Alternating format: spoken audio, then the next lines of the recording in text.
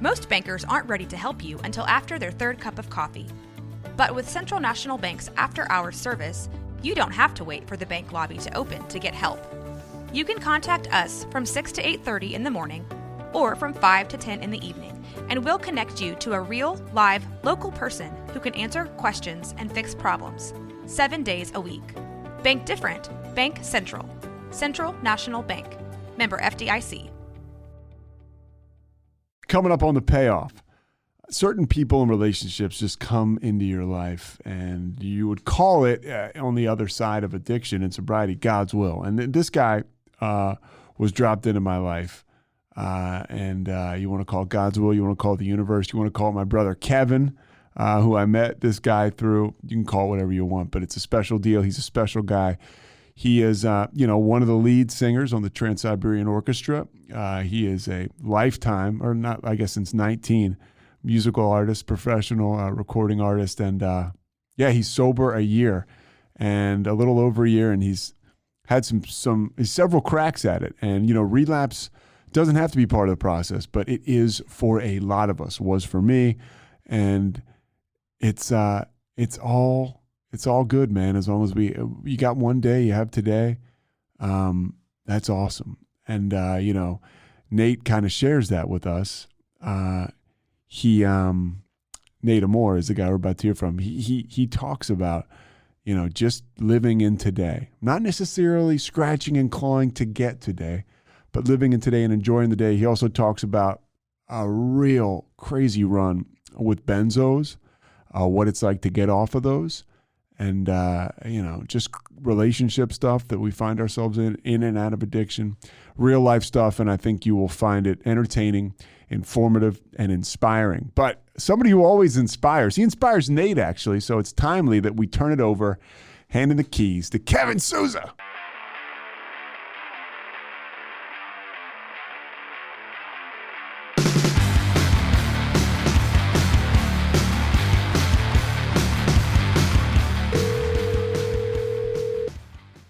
Hello, this is Nate.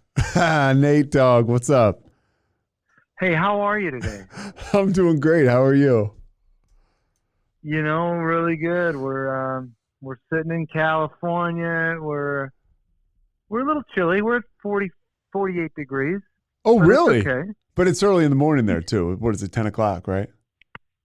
Yeah, 10 o'clock. Oh, we creeped up to 52. So, but it's 0 degrees where I'm originally from in Minnesota. So this is very welcome. And it's recently welcome. I mean, you relocated there from Minneapolis, what, like 3 months ago, 2 months ago, 2 weeks ago? Not even. It's been 1 month as of, it's been 1 month and 3 days. Okay. And one thing I want to know, I've gotten to know you a little bit, but I don't know how to pronounce your last name. Is it Amore or Amor? Amor. That is the way. Just the universal language of love. So what's up with you today? You doing like so? Did you have to do anything for work, or you just like yeah? I mean, work out. What'd you do? It's pretty much just the routine and structure is in place. I'm about to break that because I do have to go back to Minnesota tonight for a few days, but basically I work, making websites for a company in St. Paul, Minnesota, from 7 to 3 every day. I break that up with some recovery work in the middle of the day, work out after work, hang out at the beach every morning, at the pier, read the morning devotionals, and rinse and repeat. I mean, it's a really great life here. It's a great structure. I was so used to the monotony of Minnesota being, stuck. You have to bundle up, 0 degrees. So you got to bundle up in the winter, and then I would drive to the office, and that's a half hour, usually in bad weather, snow, ice, and then just huddle up inside with space heaters, and then by the time you leave work, it's pitch black at 5 p.m. and you bundle up again, and you're driving another half hour to an hour home. And so this life, I wake up walk down to the beach, see the ocean, connect with God, come back. And it's just minutes. I'm walking everywhere. I mean, it's just night and day, man. How much time are you able to devote to your work as an artist? So are you considered the lead singer for the Trans-Siberian Orchestra? No, I would say it's a shared lead role because Okay. we all play different parts. We all sing different songs. The current tour, the way it's been set up the last few years, I've been playing the bum, the homeless man who kind of witnesses a story of a young girl who's ran away from home and he notices a bartender that takes all the money from the bar drawer, gives it to her so she can get back home to her family. Real touching story. And my job is to sing a song that kind of conveys that story. And then sometimes I'll have a song that's, a little more, rock, arena rock that's separate from that. Yeah. And they are arenas that are packed to the brim. Yeah, it's been amazing because, my career started with, playing bars. I mean, my music, my personal Nate Amor music career is really just, pop rock. It's, John Mayer. Yeah, I was just about to say, it's like, I've Leon. listened to your stuff. It's great. And it's John Mayer is the first name that came to mind. Yeah, so it's a little more in that vein, whereas so it doesn't quite match with this arena rock, kind of heavier vibe, but the voice did. So 3-4 years ago, they saw me singing Tennessee Whiskey on YouTube, and then asked me to come and audition for them because they liked the little grovel, the little dirt in the voice. So you go to The Voice. And we're gonna get to the recovery in a second, but you go to The Voice. Now, what is that like when you show? Is it one of those things, because you were already established as a singer? I mean, clearly you were. I can't speak for you, but it seems like you had comfort in your own skin. You were successful. You've been playing for a while, but this is the shot, right? Yeah, I mean that was kind of. I've really started in like 1999, 2000 with my own personal career, going out, and then it became bars 5 times a week, and it was just kind of going nowhere. And then in 2012, about 12, 13 years after I started, The Voice came in. I was living in Nashville at the time. The Voice came into town, and I was like, you know what? I just feel like wheels are spinning. I need some sort of break. I can't seem to catch one.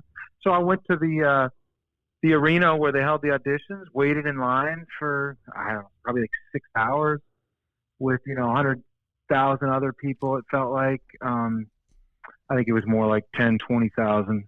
But that's happening, like 10, 15, 20 cities around the United States. And then they whittle it down to 120 contestants to get in front of those 4 chairs. And that process takes, 5, 6 auditions to finally get to the chairs in several months. So it felt like it was a trip. It felt like this is my ticket. I picked the song Walking in Memphis by Mark Cohn. Yeah.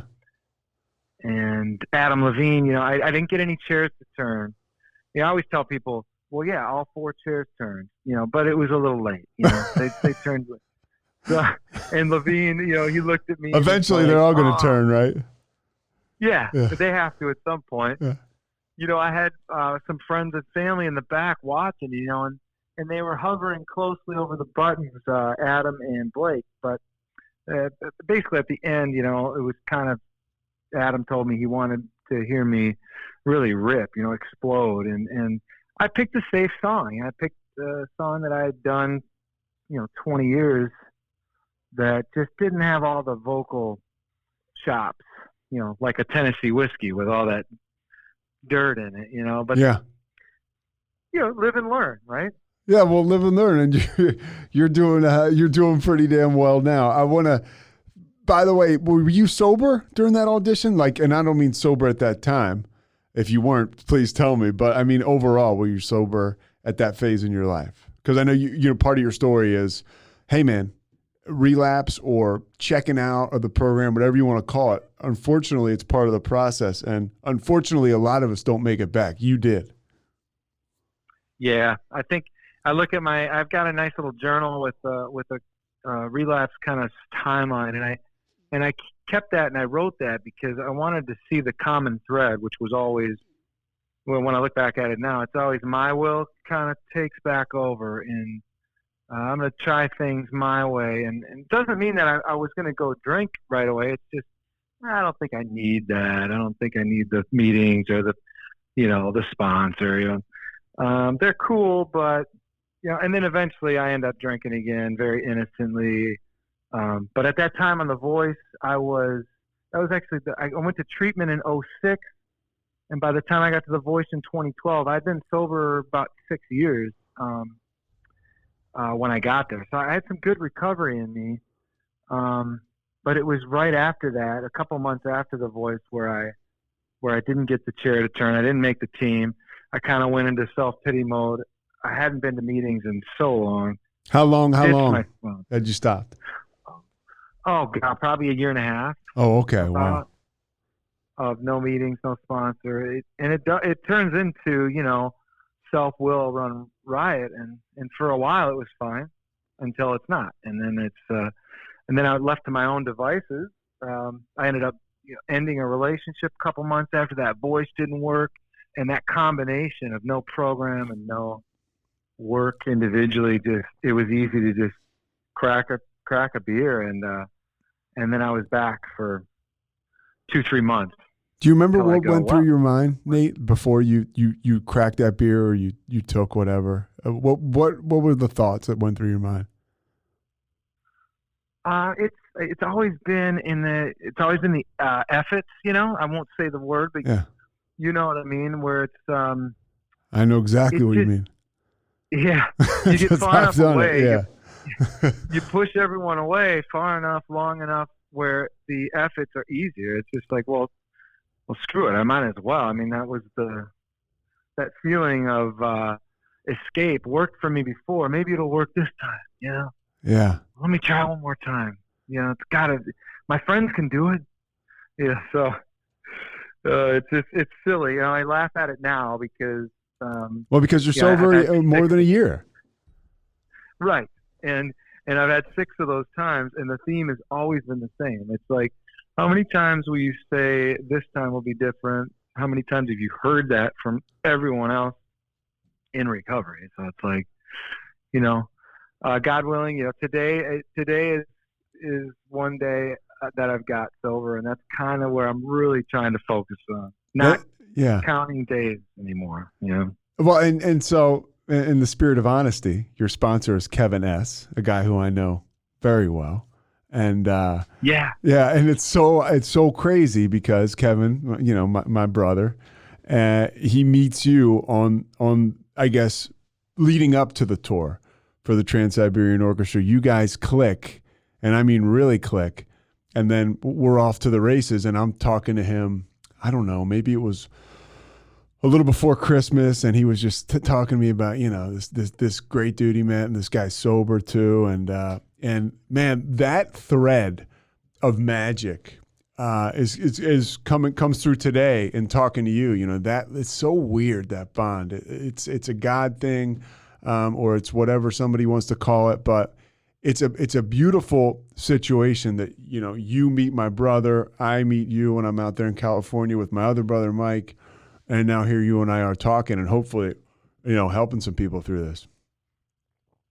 Yeah, I liken it to the first meeting, first several meetings I went to. I heard it at some point. It was said, you need to get a sponsor. And then after that, it was, well, find someone that has what you want, right? And so it was exactly that. I was sitting down at lunch, and someone had mentioned Kevin was a cool dude. And so I looked at him. I was like, "Oh, looks like a cool dude." And then so I sat down, introduced myself, and then you get to talking, and you're like, "Wow, this guy's a good hang." And then you find out similarities. The next thing you know, it was just easy, And I think that's, like you say, you call it God, wherever you want. But for me, God definitely put us together, and all of that lined up.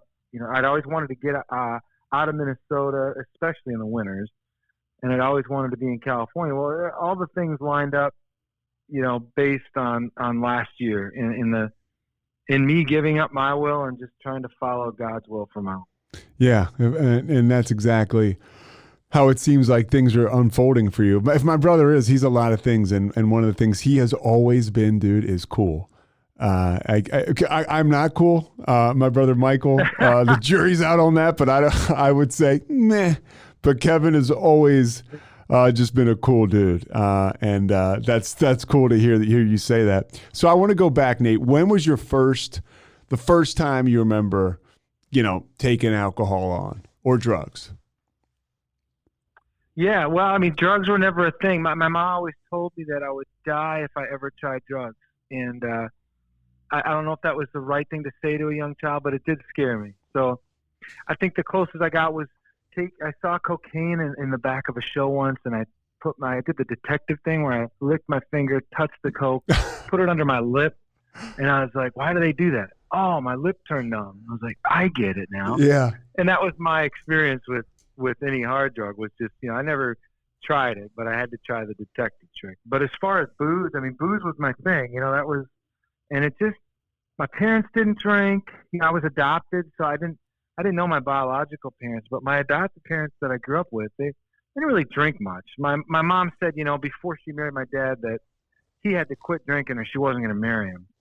And so I saw him once in a while have maybe a couple too many, but it was very rare. She was always reining him in.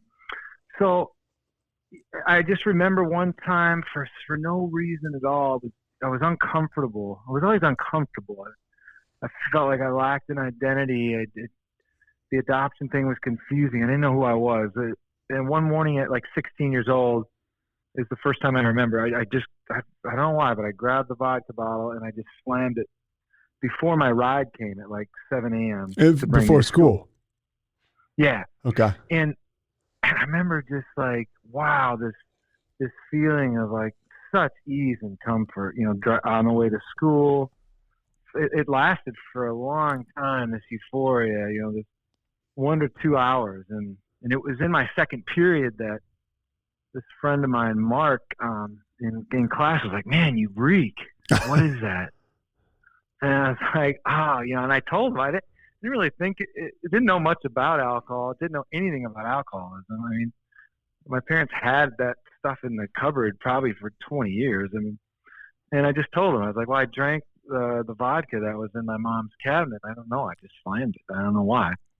And he's like, dude, that's pretty messed up, man. And, you know, I found out later his dad was in recovery. So for him, he kind of knew. Yeah. For me, it was just ease, you know, and I didn't do it again for, I don't know, probably 6 months, a year. I mean, I didn't do it every day at that point. I just kind of knew there was a solution, you know, if I did need it, you know. What were your interests like in high school? Were you always into music, or you're growing up, I guess, outside of Minneapolis, right? Is that right?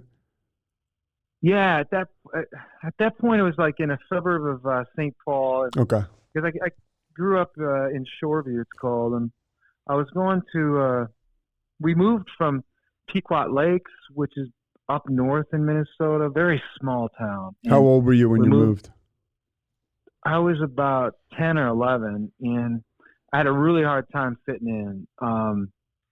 You know, we wore the same Wranglers, you know, 3-4 days in a row in a small town. Yeah. You get to the big city, and the kids are like, "You're not wearing jabots or whatever." You're pegging your pants or whatever. Yeah. Yeah, it was just.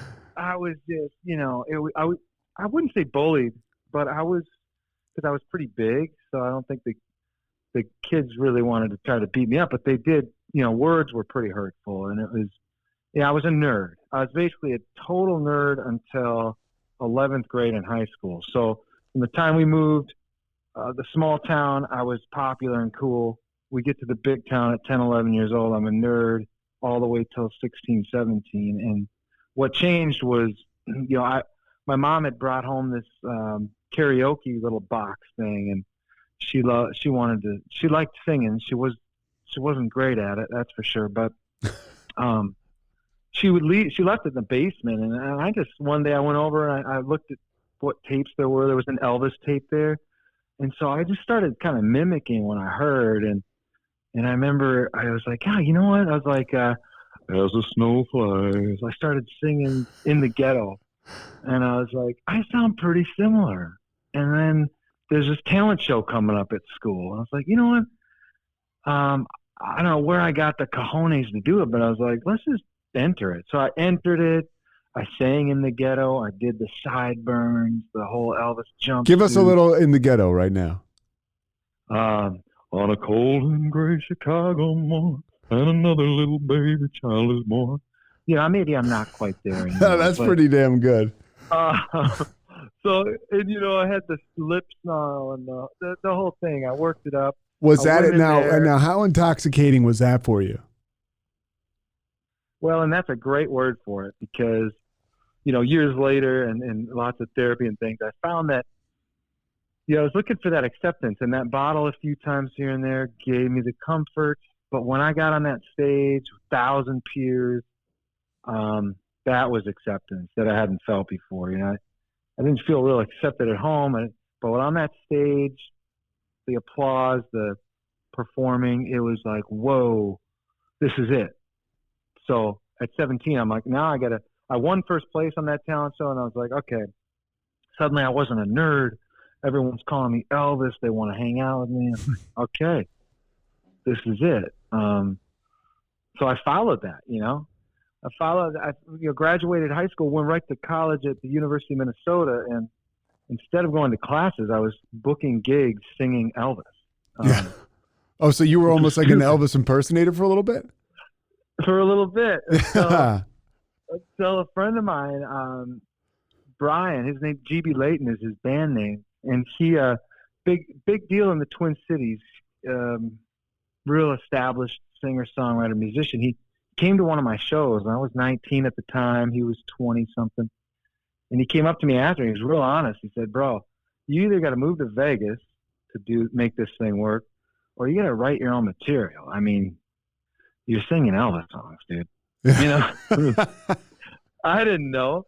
Yeah. And so then I started writing my own songs, but then alcohol started coming in right after that. Did that enhance the creativity leading to the songwriting, or did it kind of debilitate it long term? Nah, I hear people say that. That's such BS. Like, no, it made everything worse. You think it makes things better, but people talk about that with psychedelics, marijuana, all the other things. It's like, I tried marijuana a few times, and I felt really euphoric a couple times on it and thought, ooh, I'm writing amazing. But no, the best material for me that I've ever written has been completely sober. And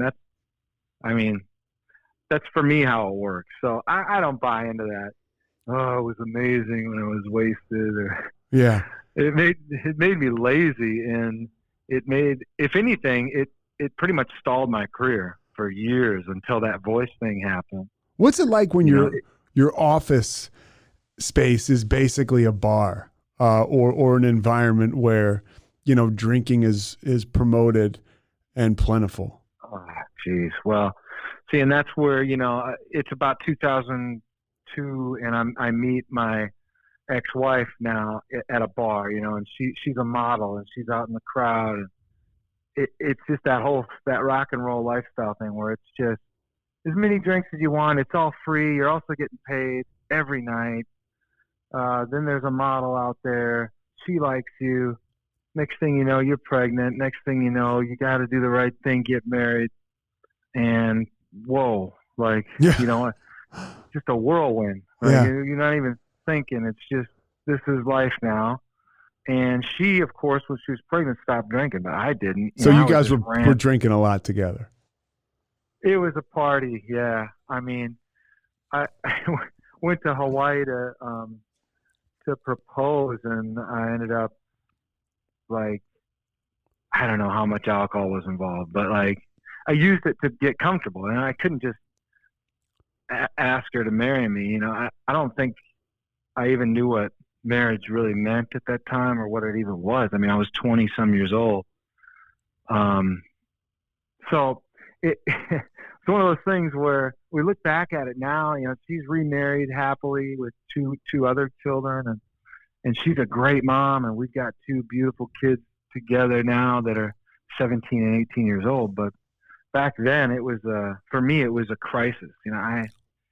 Being a father scared the hell out of me, and it scared me to get sober the first time. Did she push you at all? Was there any like consequence or jumping off point? Yeah, there was this. He's still my uncle. I call him. Uncle-in-law. He's been sober now, I don't know, 20 some years still. Back at that point, he was 5 years in, and so he'd see me at like family functions and be like, "Hey, man, they talk about suggesting that our way, to people and not shoving it down throats." So he was a great example of someone that was just like, if you need help, give me a call. Here's my number. Because he noticed my behavior. Even when I wasn't drinking, just like kind of the white knuckling. And I think he saw that I needed something more. So I went to a meeting with him first, and but at that point, alcohol wasn't my problem, is what I said, because I had a rattle in my pocket at that point. I said I never did drugs. Well, that was illegal drugs. I was hooked at that point on benzos. Oh, okay. Really bad. But I didn't think anything of it. The rattle in my pocket was a prescription. The doctor gave it to me because I had anxiety, because I was drinking 20 some drinks a day. Suddenly I've got anxiety. Yeah, no shit. Go figure. Yeah. And our wonderful system, our modern medicine was like, hey, you're shaking, you're nervous. Here, have some Ativan. Okay. And then it was just 5 years of, I didn't drink much. I'd go here and there to AA to appease, my wife at the time and family members. But I had lots of Klonopin, Xanax, Ativan all day, every day. When you look back on that, until when? 2006. I was like near death, and like, I'm not an alcoholic. I just have a problem with these benzos, is what I would say, Yeah. But the problem got out of hand. Yeah. And that was before the realization for me that it's all the same. I mean, given the chance, with me and my will in the driver's seat of life, I will abuse everything. Yeah. I think I ate 6 brownies before we talked today. So I'm still... You made brownies for the Super Bowl party. If they're the same brownies, they're damn good brownies. So I think I had about 4 or 5 of them. It was split amongst like 8 or 9 people. Yeah, they are the same. And there was this mentality, I got a flight today at 4 p.m. Well, I don't want to throw the brownies out. It was that same thing with the alcohol. Well, you don't want to leave a half glass of wine on the table. Yeah. What a waste. What is, I wanted to ask you though, so people that don't know, you're taking benzos every day for 6 years. It's almost like and I have a great memory, but I look back on some of those times, that's a real hazy recollection for me. Yeah. I mean, it was explained to me in treatment from the doctor that, here's what you did, basically. The benzodiazepines work on the same neural pathways as the alcohol did. So for my alcoholic brain, this was just a different delivery system for the same effect, which is comfort. I'm a comfort addict. I needed to be comfortable at all times. Don't feel the pain. Don't feel discomfort. So pop the pill, just like taking a shot, Mm-hmm. But it's undetectable. But the whole time it's like, until you take too many. Right. Yeah. And it's just killing. It's just slowly destroying your brain, to the point where when I was in treatment, I'm looking at the clock. At one point, the second hand was going backwards, and I'm like, literally, it was moving to the left. And this is sober. Yeah. After all that nonsense. My mind was gone. I mean, I spent 21 days in that treatment center, and when I got out, I was not in good shape. I mean, I was a nervous wreck. I couldn't work. I couldn't get off the couch. I mean, they put me on serotonin reuptake inhibitors, the Prozacs, the Zoloft's. For 10 years, I was like a little lab rat from 2006 to 2016, just bouncing around, on different meds. And then that lie came in. Well, I was only really addicted to benzos. I mean, I went to treatment for benzos. I could still drink. Maybe that'll help me feel normal. That lie. I mean, it's just crazy. You talk about insanity. I mean, the fact that my brain could say to myself, like, oh, you forgot about the fact that you drank those 20, 30 drinks a day, got really anxious to get on the benzo. Yeah. How do you forget that part? Well, because you want, the addict wants its fix, Because you want to forget. And it's amazing and that's where it is an overwhelming disease obsession. It's a subconscious. You don't realize what you're doing to your mind as far as convincing yourself and the rationalization. No, you have no. I mean, it's amazing the deals you make with yourself, and with God, because my faith was still. Yeah, you have very strong strong faith, and that's a big part of your program, a big part of who you are. Yeah, and for all, I said this at a meeting the other day. I was like, some of that was kind of a problem too, because I would say to myself, well, my God is bigger than, I can do all things through him who strengthens me. I'd use verses and scriptures to do this, but the realization I found was that, well, God, isn't enough, he's the most important for me, but that alone, I mean, I always say my higher power, he had 12 homeboys with him at all times. Like he went away to be alone to pray once in a while, but like that was kind of a lesson I just missed out on. I just chose not to listen to. I need community. I need a group of people that are like-minded around me, and God with that to complete it. And once I go away from that, I can get right back to that journal entry with the relapses and go, oh, it's the same common thread. You were alone thinking that you could manage life on its own. It always ends with isolation though, dude. Like for me at the end of my drinking and drug usage, man, it was just me. It was me. And I tell people when my cell phone rang, Young Jeezy played and my parents were playing my cell phone bill. I mean, it was a disaster. I'm in my early 30s, not young at all. And, I don't have a pot to piss in or a window to throw it out of. And I got no clue I have no perception on reality. I think my life is great. I think if I can get $10 to get down to the bar, take a benzo, take some speed, and drink $25 drafts. Like if I can keep this up, my life for the rest of my life, I'm golden. And I believed it, dude. It's crazy, man. It's insane. One thing I want to ask you, just as kind of I think what makes people in recovery experts is experience, and you've got your doctorate in benzos.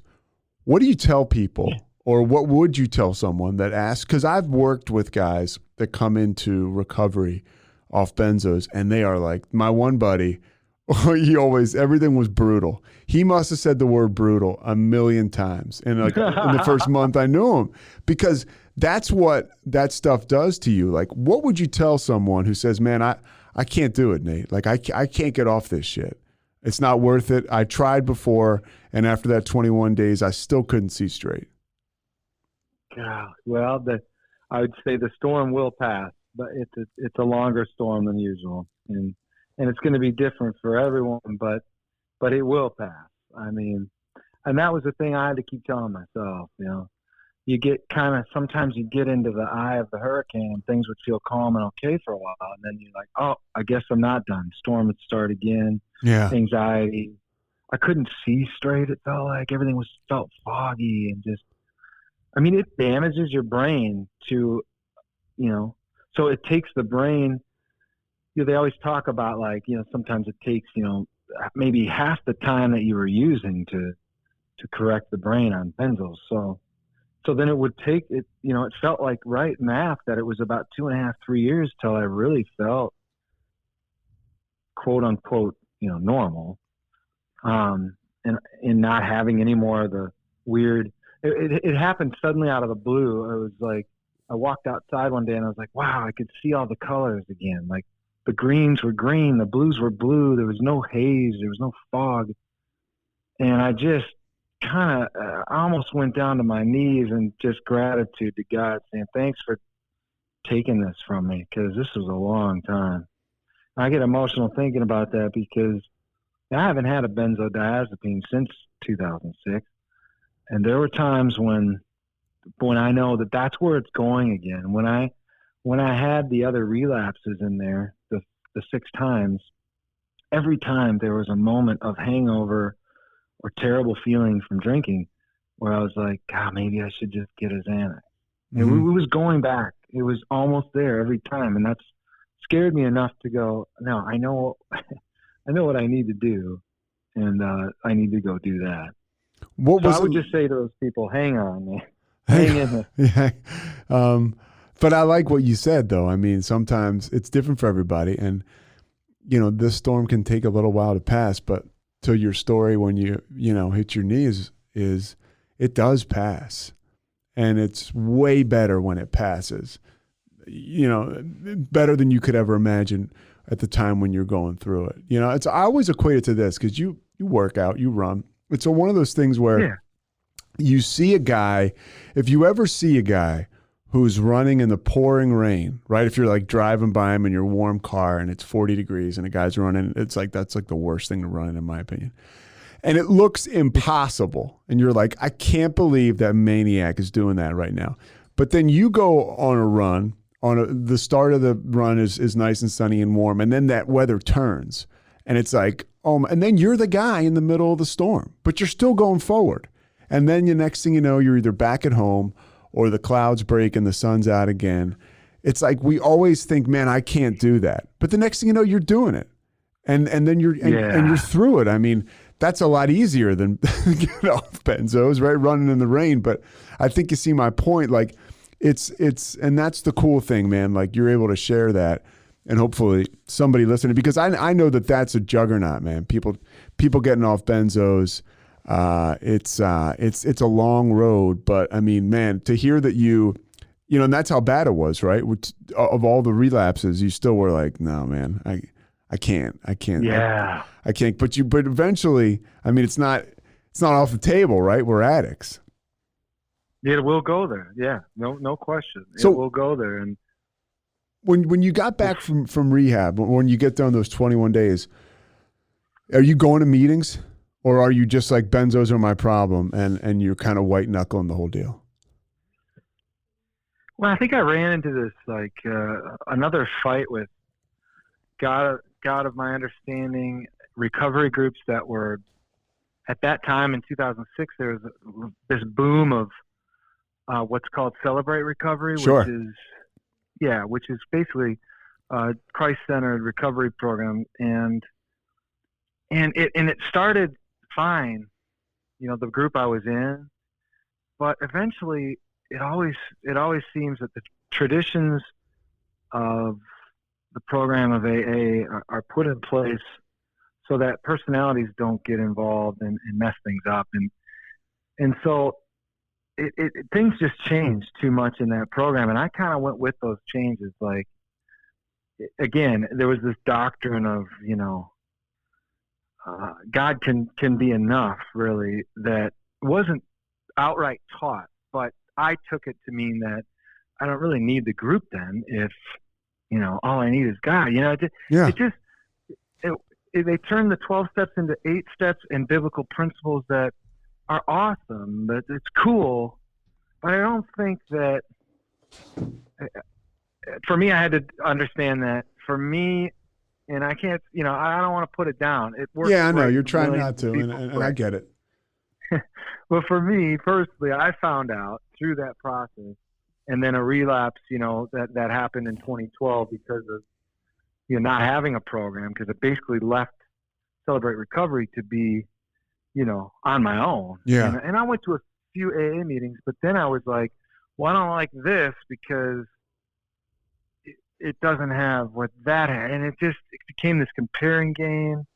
and ego, my ego got involved. And so AA is, for me, and I'm not out promoting it because, again, the traditions are in place for a reason. I'm not going to be on Instagram going, hey, I'm going to this AA meeting at this time because it's dope and it's awesome. And, it's like, no, that's anonymity is, very important. So I'm like, I ain't going to tell anyone where I'm going, what meetings I'm going to, and not and what I'm learning. It's just, it has to be that way. It just works. And it keeps my head out of it. If I get involved in any decisions whatsoever, it's just not a good thing. Well, it's like on either side of the coin, there's people who are, hey, I'm not into God at all, and they're the opposite, right? And then they can compare themselves out. And then there's people who, hey, I'm really into God. Let me do Celebrate Recovery. And then it's like either way, you from what I've experienced, because I've been on both sides, you lose when you're on the debate squad. It's like I'm just dumb enough to get this thing, right?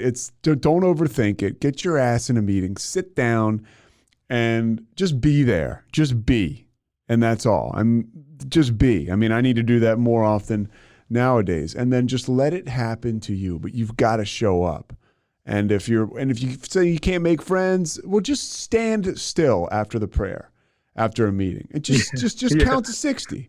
And somebody will end up talking to you. Count to 30 if you feel 60 is weird. It probably is too long. But you get my point. I've done it before. I literally have stood there. I haven't counted, but I've just been like, all right, just let me stand here. And somebody ends up talking to you. And then maybe if it's not that time, the next time you're the last person to leave the meeting. And you just feel, because it's that tribal element that really has worked for me, that I'm just so drawn to. So back to you. You take me through to like 2016. Like what's happening, because did you not drink for 7 years, right? 6. It was 6, and then it was the relationship ending in 2012, along with the voice not. Is this a new relationship, right? Yeah, it was the first relationship after my divorce. Okay. From my ex-wife one. Here we go. Frank got the scorecard at home. Yeah. So don't worry, Nate. I couldn't even get. I was so fucked up. I couldn't even get anybody to marry me. So, all right, back to you. Yeah, dude. I was dishonest. What happens is besides just white knuckling it, the thing that we talk about is the things that made you not a great person while you were drinking come back into play, the character defects. So suddenly, I thought it was okay to tell the girl that I met, that I was divorced when the divorce wasn't final. It was just a little white lie. It was going to be final eventually. I mean, and I held on to that, and I asked this girl to marry me when I wasn't even divorced yet. I mean, that's insanity. That's not being honest. So that by the way, that happens more than you think, but it is dishonest, and it is, right. We know what's right and wrong. Yeah, and I knew right away. I knew the moment it came out of my mouth that I was like, I should correct that real quick. Well, I didn't, and I can't say that it's just simply because I didn't have a program, but I think now rigorous honesty is a huge thing in my life. So, fast forward, she finds out I'm not divorced, and obviously is extremely hurt. It broke the trust. It broke the relationship, and I just went right to the. And that never. You really. This is because you've told me the story before. She never recovered from that, and that's a pretty big consequence. Is somebody that you love, you tell what you consider or tell yourself as a white lie, and then they are just so shattered by it, and trust is broken, and then that's a wrap. And part of me is like, good for her, because you don't see it that often, right? But I was thinking about when you were telling me that when we were at lunch last week, I was like, what? Probably a real estimable person to be like, I just can't,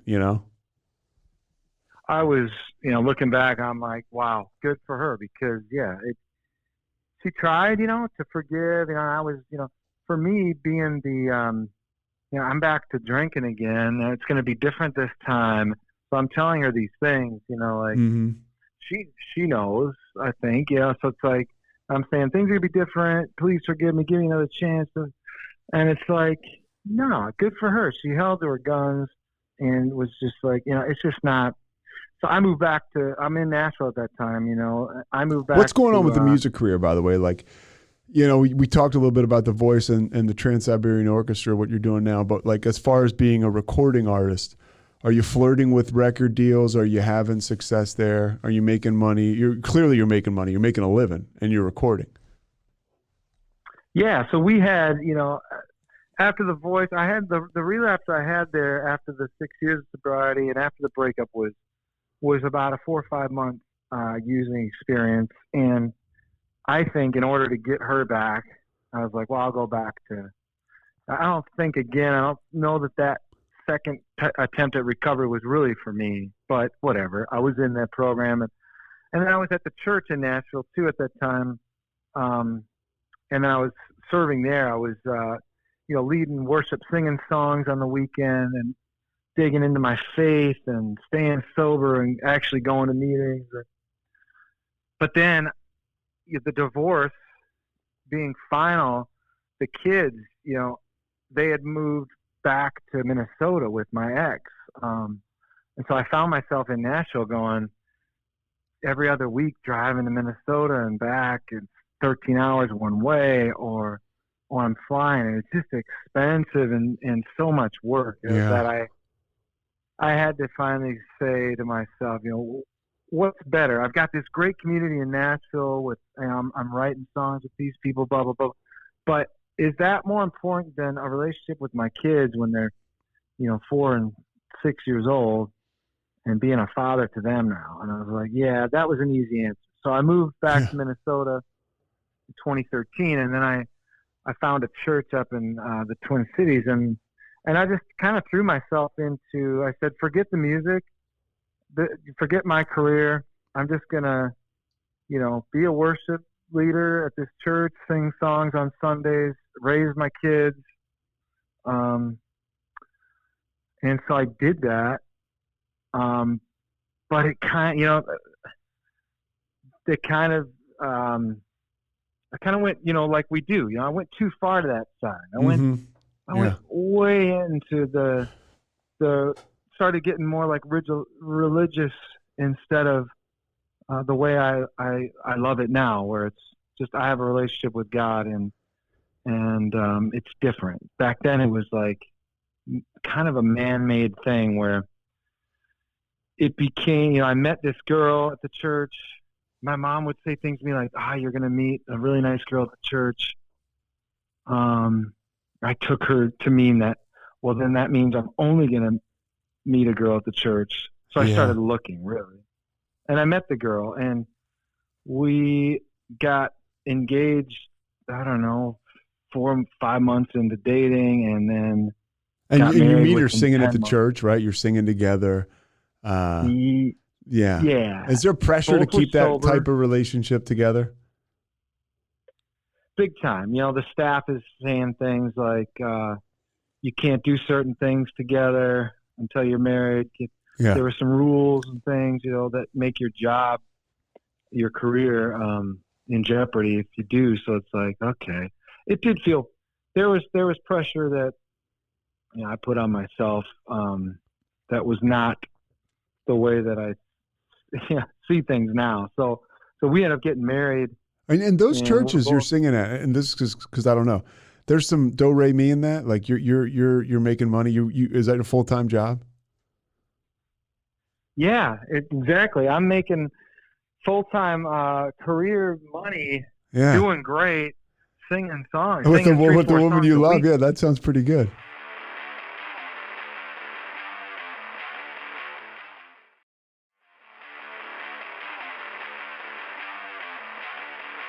Yeah, and then, and we're both sober, and we actually go to a Friday night meeting together, but it was within a couple months of marriage that she's decided I'm going to go back to puffing a little bit, and so 2 months after that, I decide, well, then I'm going to just drink like a gentleman then. I mean, Yeah. And then I start using scripture, Jesus turned water into wine. Whatever it takes. Drank. Yeah. I mean, it was, and then it was off, and then I was off again. And that drove her into the arms of her ex. And, I can take responsibility for my part in that. It's not all on her. And we ended that marriage really quick. How long were you married for? I think it was literally a year, just over a year. And it was, it was difficult, but it was like, okay, how many lessons now have I learned, not only recovery, but just life. I can relate, dude. Yeah. Yeah. And so so she's remarried now, has a baby, happy. I mean, I'm happy for her and really grateful for that relationship. But she gets back with her ex, and whether you had a role in that or not. I mean, you say you did, but did that? How did that affect you in your drinking? I ask because I know it probably would have affected me. Oh yeah, I used it for sure. I used it to, medicate further. It's like, well, I'm not good enough then. Did it all the self-pity, which is really selfish, right? I heard that recently. Like this self-pity is like one of the most selfish things you can do, because all you're doing is thinking about yourself, and you're certainly not thinking about anybody else or helping anybody else.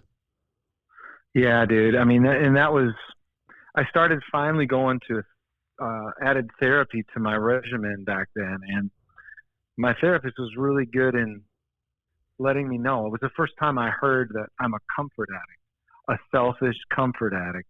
And that I needed to make sure that I stayed tethered daily to my higher power and then to the group. You can't do one without the other. And that was the first time, back, that was 2016. That's when things are finally starting to make sense. And then that's when I got the call from Trans-Siberian. Like, how does that whole thing come together? Because that's a huge show. I mean, that's a huge deal. People, it's one of those things that time of year, every year for about 3 months, 4 months. It's everywhere, Yeah. I mean, and I'd heard of it. Chipotle is one of my favorite, foods, I have to admit. And so I was sitting with my kids outside in the summer in Minnesota of 2016. No, it was 2017. Summer 2017, I get a call because I'd been, divorced 2016. Now I'm starting really pushing in hard into recovery and finding myself. No relationship, just let's just do life on life's terms. Program, myself, God, group, and kids. Pour into the kids. So then I figure, well, this makes sense. Trans-Siberian calls me. I'm out in the patio at Chipotle, and she says to me, the music director, she says, have you heard of us? I was like, well, yeah, of course. She's like, well, I heard your video, covering Tennessee whiskey, and you've got kind of what we're looking for, vocal style. So would you be willing to come and audition? So, I mean, I hung up the phone and I was like, oh, wow, here I am. I'm 40 years old.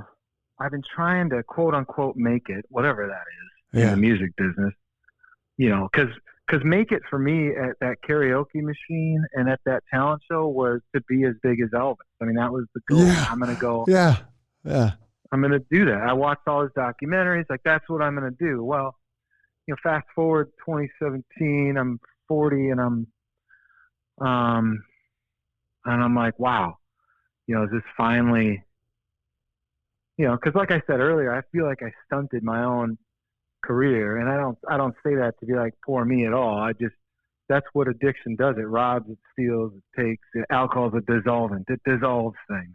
Yeah, and that's what people do. That's what talented people do, dude.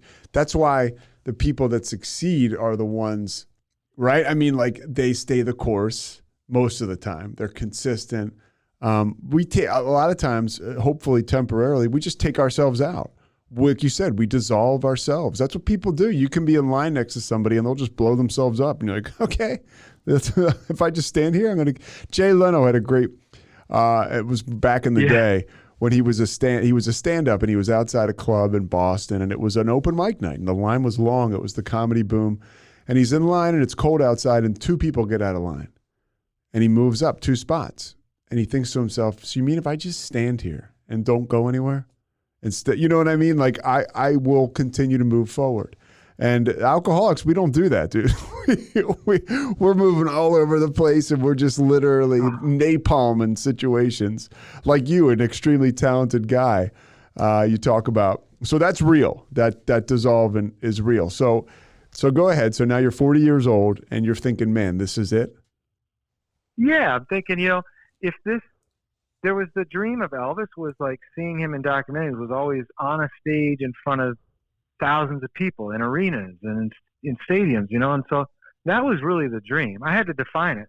It was so loose to say, oh, I'm going to be like Elvis. It's like, well, what does that even mean? Well, so when I dissected what my dream really was, it was to sing in front of massive amounts of people, just like I did at 17 in front of 1,000, but on a bigger platform. And so I was like, wow, so this is kind of an answer to, prayer and the dream fulfilled. Now, did I want it to be my own material, my own song? Sure, but I'm not done, with that dream either. So, no way. You got plenty of tricks left up your sleeve.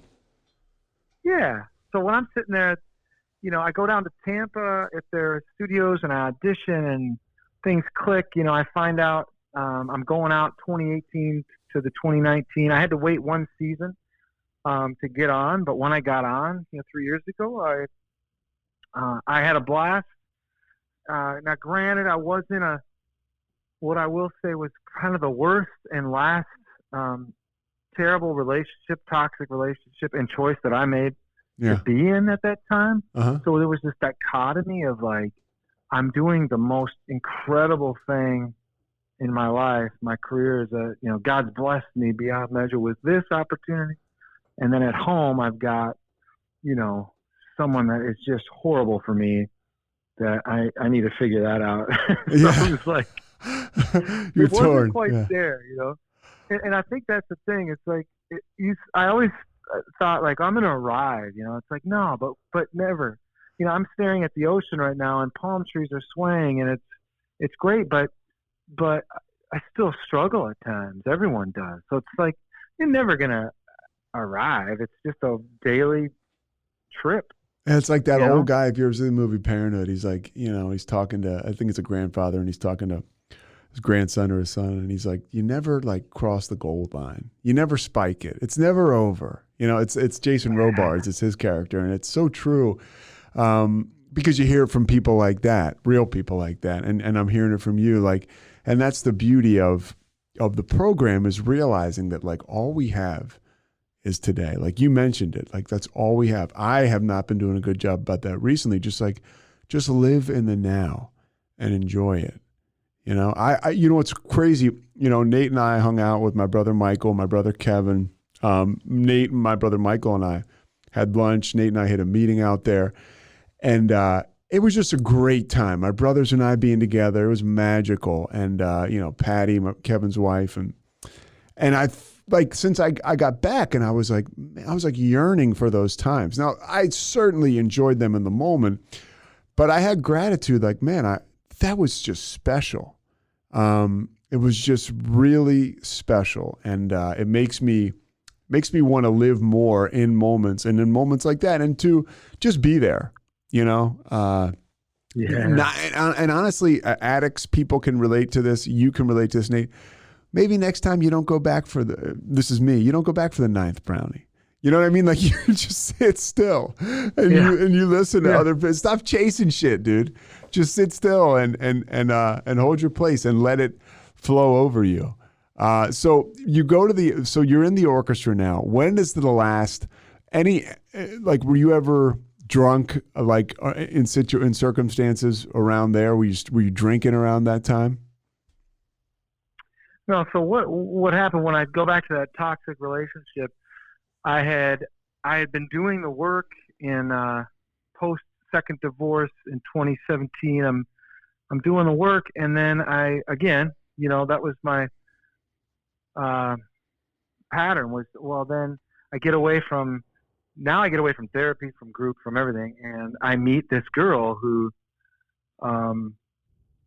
is loves to party, and I'm like, I think I can do that again. It's the insanity. And Yeah. but this girl was different. Like, this girl actually had so much trauma in her past, unresolved, never had, considered herself to have a problem with alcohol, even though there'd been plenty of consequences. And every red flag I saw, I just threw to the side, because this is a great partnership, because we're so like destructive, so much alcohol. But for me, being older and having had once you have knowledge, you can't unknow. It's like, it's always there in the program. So I'm sitting there drinking with her. There's plenty of times where I'm like, this isn't right. I know that this isn't going to end well. I know where this is going. And I think my lack of consequences, like, it never had anything really bad happen to me, except for like end of relationships. Yeah, you never had any big consequences, and honestly, you're a put together guy. I mean, people can look him up, Nate Amor, and we'll have your website and everything linked to the pod. But good looking dude. I can't imagine you. Were you ever like sloppy and a mess? You're pretty put together. That's kind of the problem too. It's like, you think you can get away with it more because, well, nothing bad's ever happened. It's like, I never slurred. I never stumbled. I never, and it's like, well, there were times when I mixed back in the day the Xanax and the benzos with booze, and I peed the bed. People don't know that stuff, of course, but it's like, I put on a great front when I was drinking. Like, this isn't a problem. And so that's another reason that things were easier to go back to, because I didn't have that big, So anyway, I'm with her. It's toxic. It's terrible. I know this can't last. Finally, I'm like, okay, I'm going to surrender. We had just, moved in together. I think things were like serious, and we had just bought a house together. And I'm going back into the program, and she is definitely not. And so at that point, I'm going to Al-Anon even, because is this Minneapolis, Minnesota? Yeah, okay. Yeah, in Minnesota. Now I'm dealing with someone I'm about to go on the road for the first time with this awesome opportunity, and I'm living with someone who's, I'm not going to say an alcoholic, but is showing the same kind of behaviors I did. And so how do I live with someone like that who's not going to stop the destructive behavior? And in Al-Anon, I learned a lot about, just being loving with detachment. And so I tried that. And I went on the road.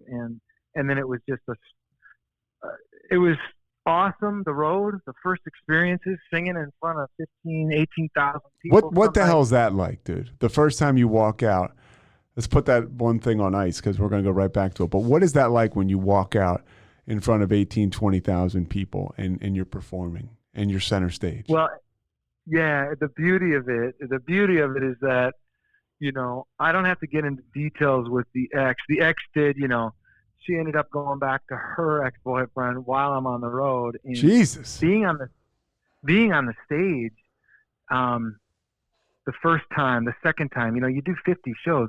Every time it's just the same heightened experience. You're out of body, essentially, it feels like. I mean, it's just amazing. Now, some people would terrify them to death, just like it would terrify me to go be a hairdresser right now. Yeah. So, but for me, I was born to do this. So for me, it was the height of where I could get. And, get this, I find out 5 minutes before I got to go up on stage that she's with her ex, basically sleeping with the dude at that moment. And I'm just like, Jesus, I'm crushed, and I'm kind of being brought. I've got great brothers on this tour that kind of just, supported me, pat on the back. We'll be here on the side of the stage. You go up, do your thing.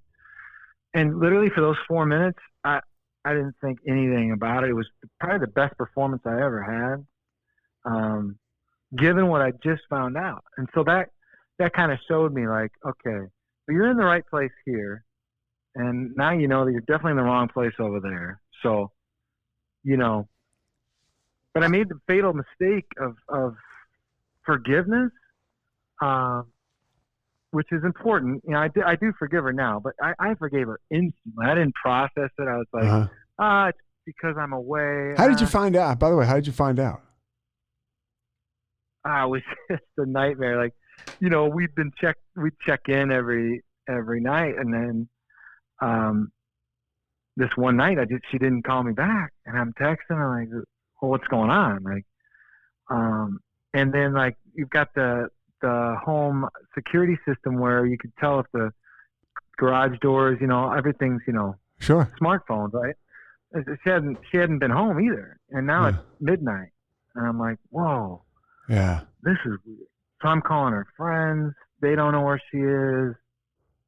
Finally, I get a call. I didn't sleep all night. I finally get a call from her at like 9 a.m.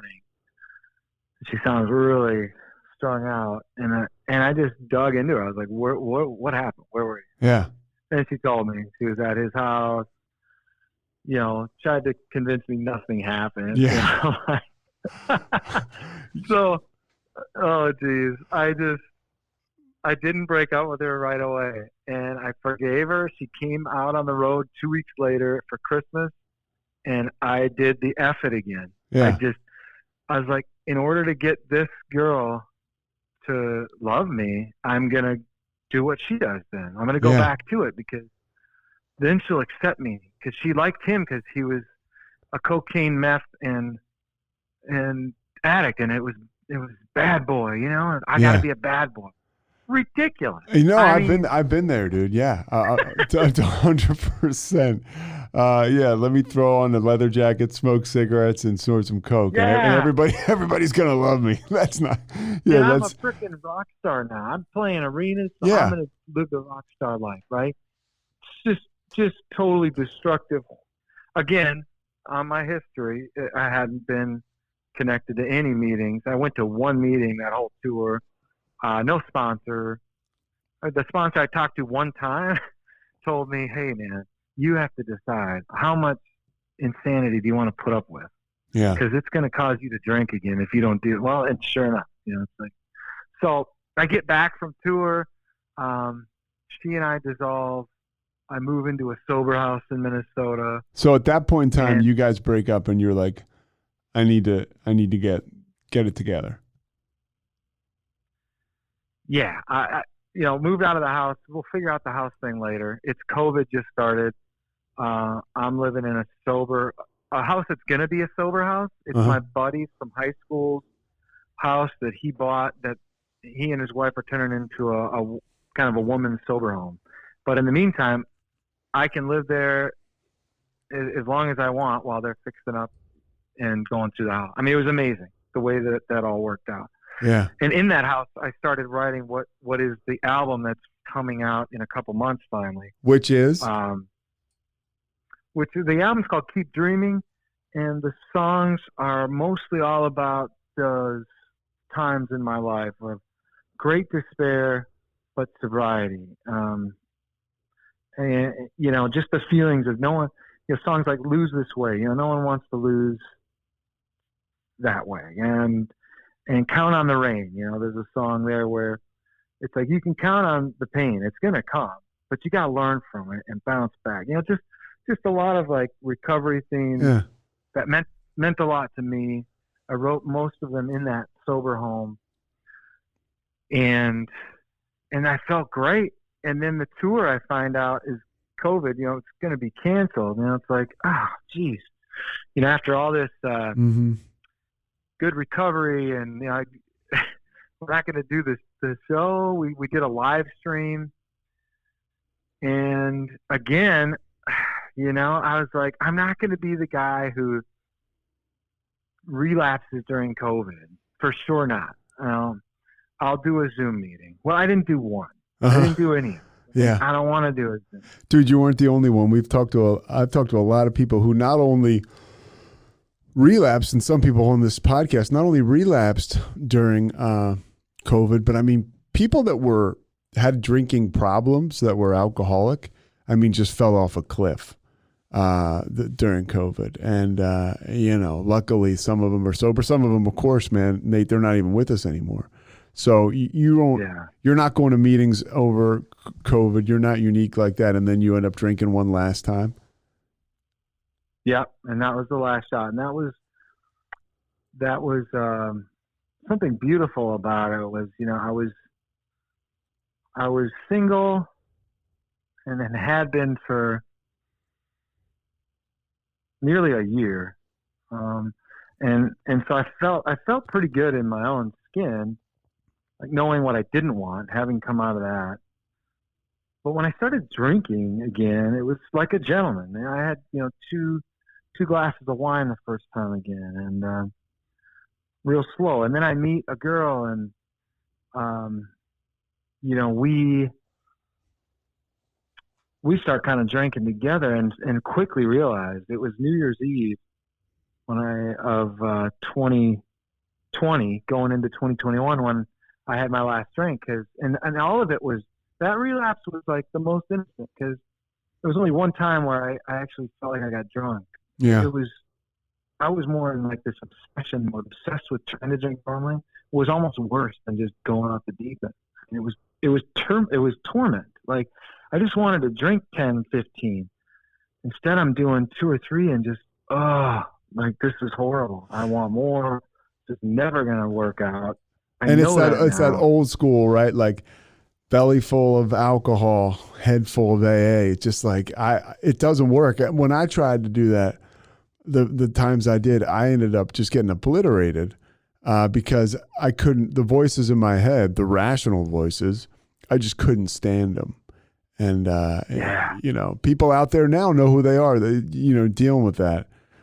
So you're in Minnesota, your last drink is New Year's Eve or the last run. And then what happens? What's your sobriety date? I'm actually in Vegas. It's my sobriety date is New Year's Eve.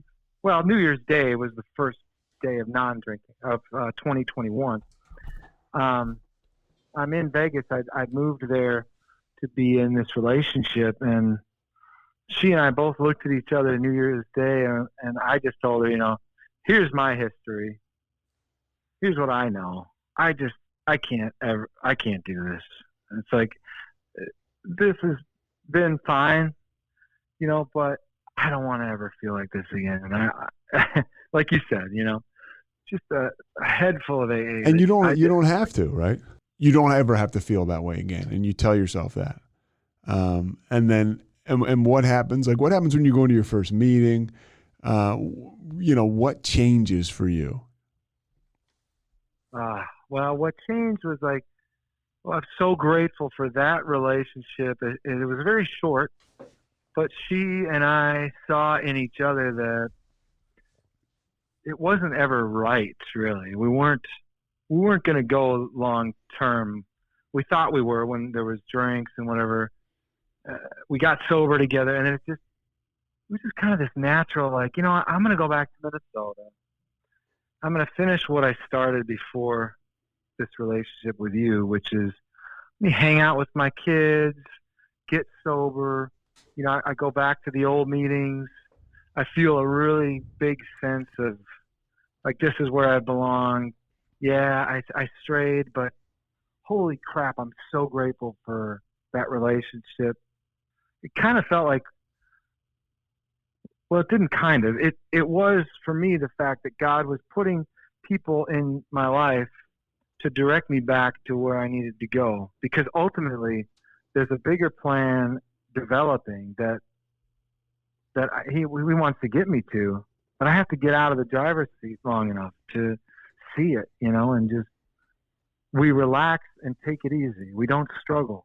That part of 86 or 88 was ringing through my head. And so there you go. There I'm back in Minnesota last summer. I'm digging in. All of a sudden, a tour is going to happen again. Yay! Yeah. And I'm thinking, wow, this time, single, no relationship, just completely enjoy it. And not only that, I can't really go anywhere because we're touring again, but we're not we're in quarantine on the tour, there's things in place where, you're not going out to dinners, you're not trying to mingle. So it was even more of an enjoyment where I'm just loving each arena. You look at my Instagram, I posted every show, just in gratitude of the city I was in, of the fitness I could do while I was in that city. I'm not worried about anyone at home. I'm just like in God's plan. For the first time really in my life, that's when I meet Kevin S. Yeah, my man. as a bonus to all that, because I'm saying, I'm not really connected with a sponsor that's like, I've always wanted a sponsor that's in my wheelhouse as far as career and understanding being a musician, things like that. All those things lined up with him, and here I am in California, and you get, it just like the gratitude. I can't explain the gratitude enough. All those past relationships, all the relapses, everything is lined up perfectly to where I love where I'm at. I met a girl recently that actually it looks exactly like all of the things that I wanted without the red flags. And now we're going super slow. So we're not trying to rush in anything, which is a first as well. Yeah. It's like being honest, being able to say, hey, really like you. Let's see what God has in store for this. But let's not rush anything. We don't have to force our time together. We've been on 3 dates. We could go a week without seeing each other. It's like, wow, that's a first. It used to be just. Well, you learn, dude. You learn, and it's like, the theme for me is like, if I'm doing well, I'm surrounded by other people in the program. Like, and I'm saying really surrounded. And what that looks like for me is being honest with people about where I'm at. I can glad hand you all I want and talk to other alcoholics on the phone and show up at meetings and get on Zoom meetings. But if I'm not being honest with people, I'm not checking in, and then I can end up in a crazy toxic relationship, or I can end up just acting all over the place, right? The old habits creep back in because I'm not accountable. Like, it sounds to me like, and I know just the way you're talking, you're talking to your sponsor. You're talking to other guys in the program. I went to a meeting with you, the Monday after the Super Bowl, and it was like, there was this men's group in Hermosa. It was outside. It was packed, and it was cool. And guys knew who you were. And that to me is again, in my experience, that works for me, when I share and I tell people where I'm at and they know, right? It's like, kind of like, oh, I have this group I go to, it's specific, and they don't have to, I don't walk in there and say, oh, it's been 10 days since I've been to a meeting and I'm just glad to be here, and look, dude, if that's what people are doing, that's awesome. You're getting to a meeting, but I know when I'm really vibing is when people know where I'm at in my life and I'm checking in, and it seems like that's kind of what's happening with you. 'Cause you mentioned it.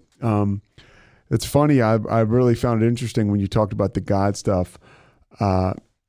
You mentioned how you could say, oh, I can pray by myself. I can do this alone. But then Jesus had 12 homeboys he ran with. Like, the community is real, Yeah, it's so real. And the only time that, for me, Jesus is a higher power. The only time that he was alone, when it's documented, he was praying to God. He wasn't like, he wasn't documented as out there, hanging with a bunch of different women and partying. It's like he used his alone time to connect to his higher power. Yeah. And that's the thing. We always get back to, with the biggest, there's a spiritual solution for this problem. Whether you believe in a light bulb or Jesus, whatever it is, that's what I love about the program. Is like, you don't have to get it all. I certainly don't. I'll never judge anyone else's faith walk. I'll never, for me, that's it. For me, it's in my bubble what I'm good with works for me on step 2 and 3, and that's great. And what works for Joe works for Joe, and that's great. And we're not sitting there going, well, you're wrong. It's like, no, you're wrong. And we're not arguing about it. It's like what we're doing is we're staying sober each day, asking for God's will. Yeah. And I mean, and I still, we're still going to, we read those words, we don't struggle, and we, in 86 or 88, and we read the promises. But the truth is, like, even last week, I was feeling run down, some anxiety, things always, my life is not put together in some beautiful bow. Neither is mine. Yeah. Yeah. Yeah. So we're not, I'm not blowing smoke up anyone going, yeah, I got it all figured out. Heck no. I mean, it's like you said earlier with that movie analogy. It's like, we're never going to cross the finish line. And that's the beauty of it. It was just learning every day, trying to improve every day, one day at a time, and sometimes 1 hour at a time, because, I tend to overthink and, try to future forecast. It's like, no, I have to daily reprieve has to be in place. I always think of the water analogy. It's so simple. Like if I notice if I don't drink water today, I might feel a little bit sluggish the next day. And it's like, you got to drink the water every day. You got to stay hydrated. Like, yeah. But water's boring. And sometimes the meeting's boring. Yeah. But you always get something out of it. It's for later, It's like. Well, one more thing I want to ask you, because this is an amazing part of your story. And this is a lot to bite off, because we got about like 4 or 5 more minutes. But you found out, you tracked down, you mentioned you were adopted. You tracked down your parents, your real parents. You didn't track them down, I guess, so much or it was brought to your attention.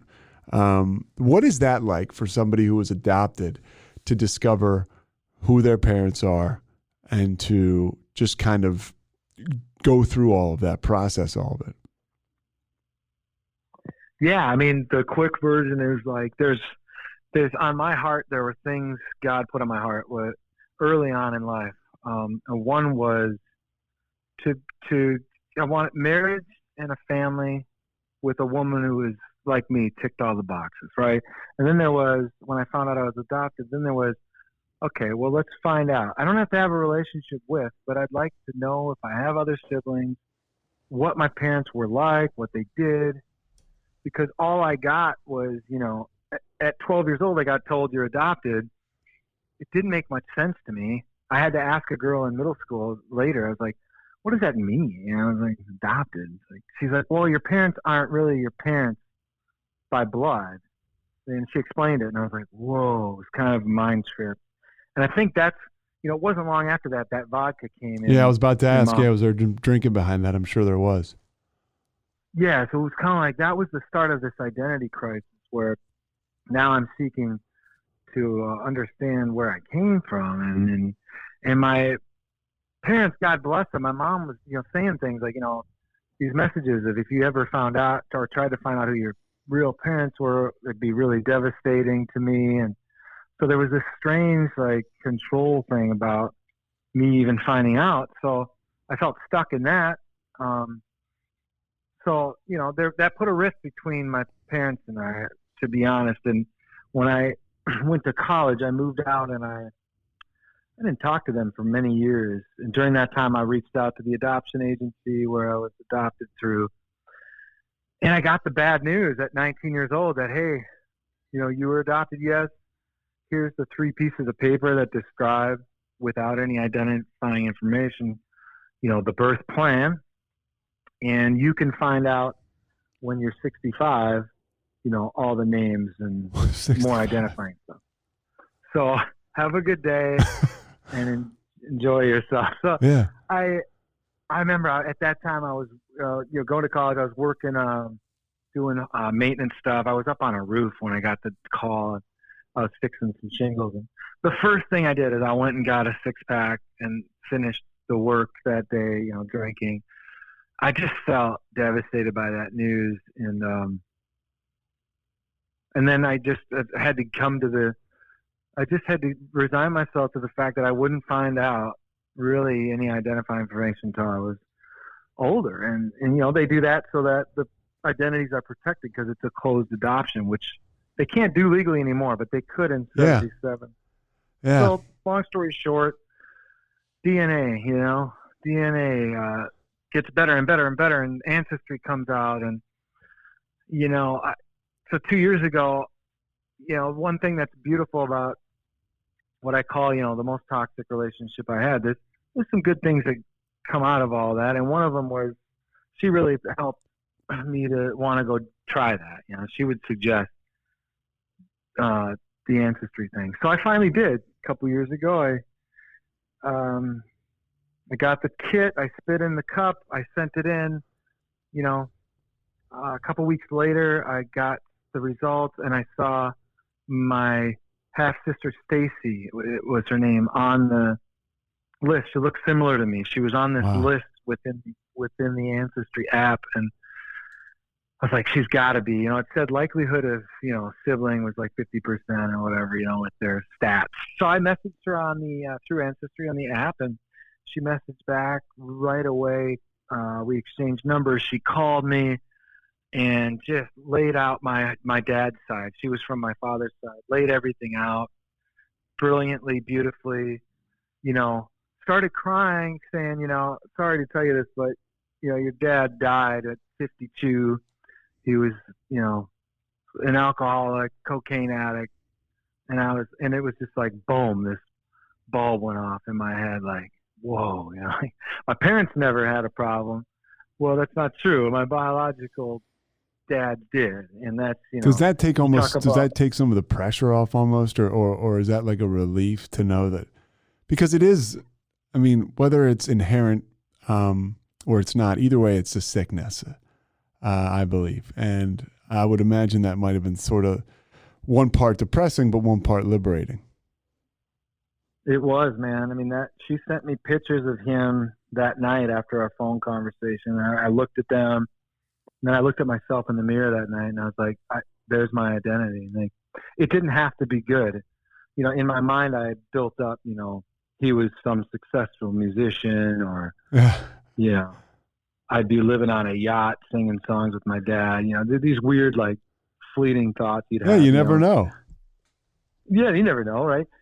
But it didn't matter that it was kind of the opposite. It was, he lived a pretty miserable life, never able to get sober, went to treatment a bunch, could not get it, and it killed him. He died in a snowbank, of heart failure from too much alcohol. I mean, it's like, that's where mine goes. Yeah. And I was like, God, I feel so terrible for him, but that's what happens if I don't do this on the daily. Do you ever look at that as like almost like a gift from him, like that reality and that end of his life, how he died? I mean, that's something where he doesn't have to die in vain now because his son is an alcoholic in recovery, and certainly we don't want that, and obviously you don't want that fate.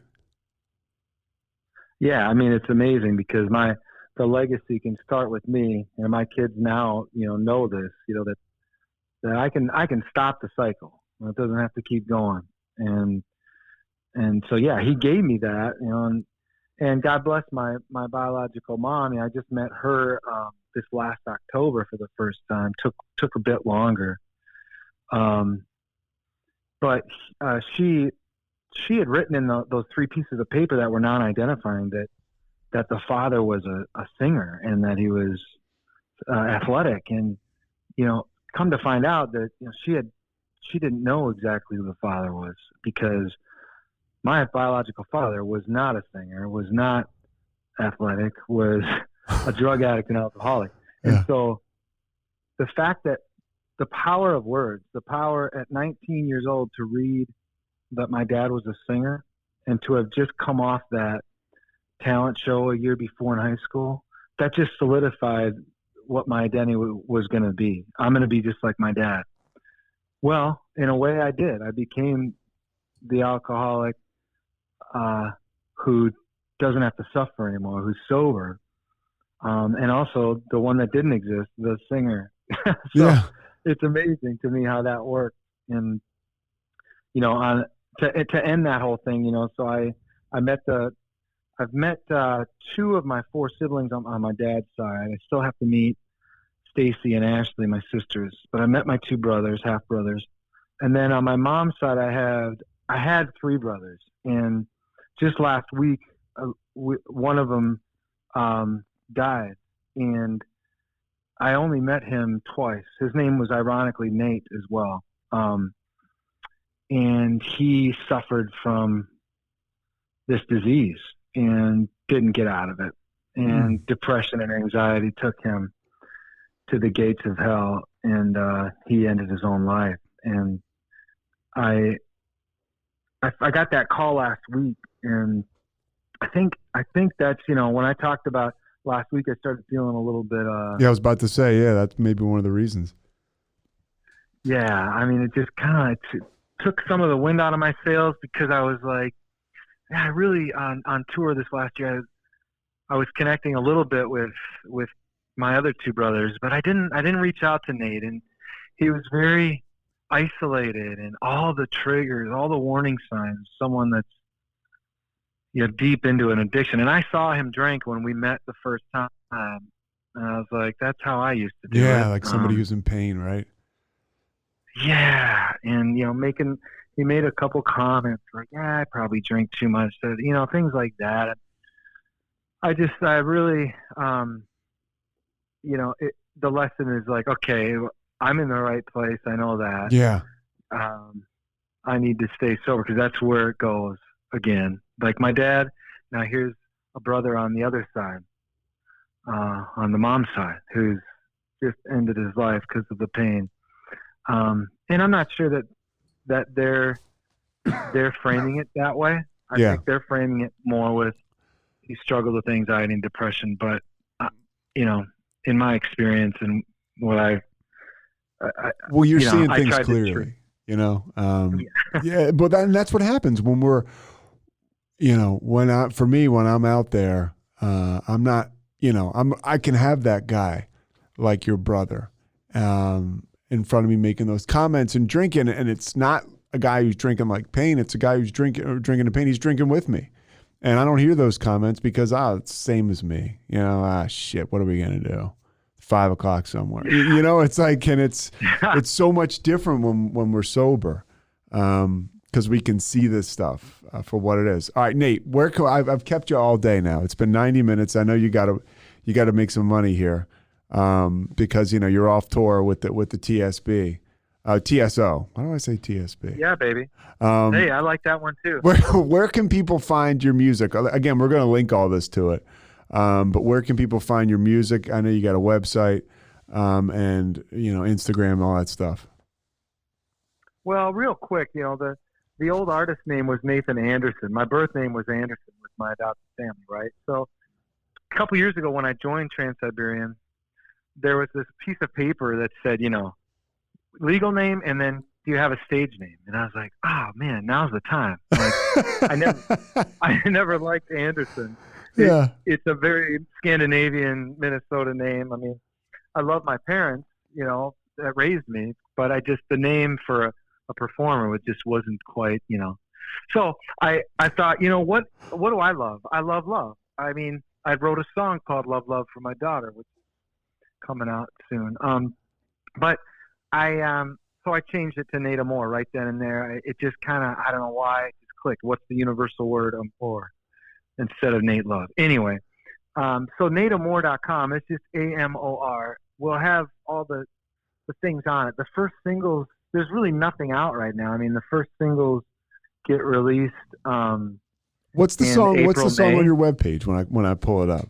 There's a song there. Oh, that's an acoustic version of one that's coming out on this album called Gone, and that's about my mom's death, my adopted mom that passed. So that's coming out, but it's not done as well, as what's actually coming. Which, yeah. All right, we'll wait on it. Just you between you and my brother, I can't get either of you to put out a goddamn album. Everybody's in the studio polishing that shit up, This has been so long, dude. I had to get I signed to an indie label that had to get formed and created in Minnesota with good buddy Jason, and then I had to find the other management and all these things have to come into place to do it right. Yeah. Because you can have a great piece of art, and if you just hang it in your closet, you're the only one that sees it. Well, and I mean, so that's how my music. And I'm breaking your balls, but it's like with you and my brother, there's two common themes: experience in this business over time, and I know that he has learned because the stuff that I listen to of Kevin's is like the best I've ever heard. I mean, it's like, and in my opinion, like head and shoulders above other stuff. So I'm just like, I'm really excited to for other people to hear the whole thing, as I am with yours. All right, so NateAmor.com, right? Yep, And that'll be it. Hey, dude, Nate, I can't tell you how much fun this is. I'm sorry I kept you so long, but it's you're an easy guy to talk to, and you're a great dude, man. Well, hey, we'll edit it down to an hour. No. I got to keep it all. I got to keep it, in post right now. We're going to leave it all in there, Nate. You're my man. This will probably be up like either tomorrow or Friday, and I'll shoot it over to you. Oh, wow. You're fast. I love it, man. Yeah, I really appreciate it. You're the man, dude. I appreciate it, Nate. Thank you so much. Say hi to Kevin S. and Patty for me, all right? All right. I will say hi to Mike there with you in the studio. You got it, brother. See ya. All right. See you, brother. Thanks so much for listening to The Payoff with Pete. Once again, I'm Pete Souza. And of course, we are part of the Rogue Media Network. All kinds of good podcasts you can find at roguemedianetwork.com. And of course, you can find this podcast and all those other ones wherever you get your podcasts, iTunes, Spotify, other spots like that.